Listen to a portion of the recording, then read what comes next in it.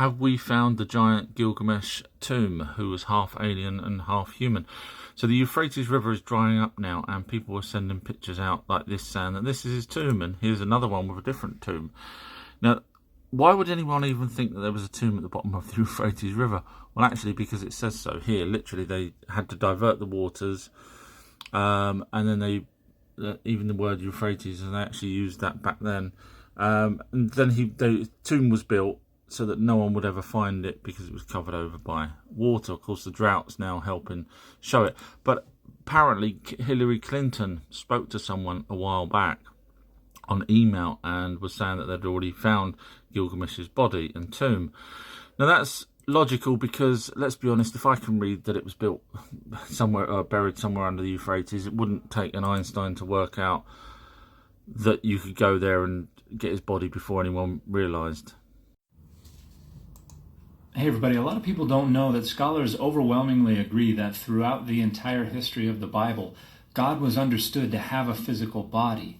And most scholars also think that prior to around the 8th or 7th century BCE, God also had a wife. And So, we've got people here talking about that God had a body. Now, why would they do that?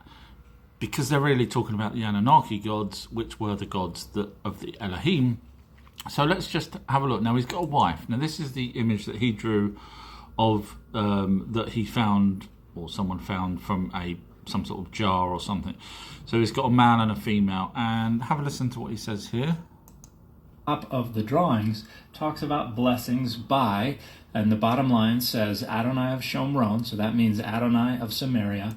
So literally, we've now got Samaria in with the word or the image supposedly of God and his wife. So instead of sort of shoehorning a magical, mystical being, why not just go along with what actually makes sense? So you've got the texts that talk about gods, plural, in Sumeria, and now we've got this documentation that he's actually literally agreeing with me that the Anunnaki were real. But have a listen to this next bit. Them as Adonai of Shomron and Asherah. I think that supports the latter argument, that this is a direct reference to the God of Israel. So the God of Israel. Now, there's supposed to be only one God. So now it's right down in Samaria, in Israel, targeted right to the Israel. And I guess who was in charge of Israel as a God with a wife? You guessed it, everybody. Look at those pictures there. Wait for it. And there they are, Enlil and Ninlil, who were in the gods or God and goddess of Israel back then. So I'm just saying, for religious people, instead of trying to fit everything into what you don't understand, why not just look at the evidence that literally says there were Anunnaki gods here at the time? I don't know why people don't do that. Help. Enki, the alien ruler here on Earth that created humans, had died. Now, that's according to ChatGPT. Now, hold on for a second, because I asked it where it got that information from, and it said it got it from the Oxford University website, which is what I use. Now, I may not have come across that particular phrase, or it may not have registered when I read it.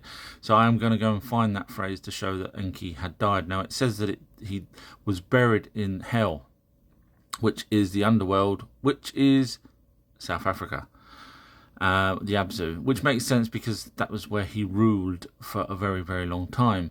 Now, also in the Epic of Gilgamesh, Gilgamesh's story talks about the gods of old, or Elohim of old, plural, alien race, and that means that they were no longer around. So Enki, unfortunately, looks like he died as I thought he would have because of his age.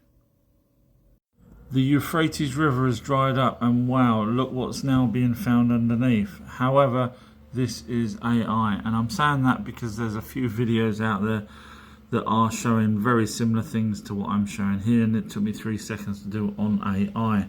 So just bear that in mind, everybody, that when people start saying that there's things at the bottom of the Euphrates, there more than likely is, because the Anunnaki actually admitted it. And they were the actual ones that built the Euphrates and the Tigris River.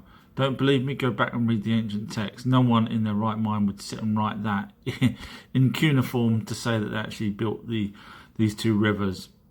unless they actually built those two rivers as the first ever language. So yeah, look, so I'm just showing you how easy it was to knock this up. Quite realistic. So don't believe everything nowadays that you see on internet.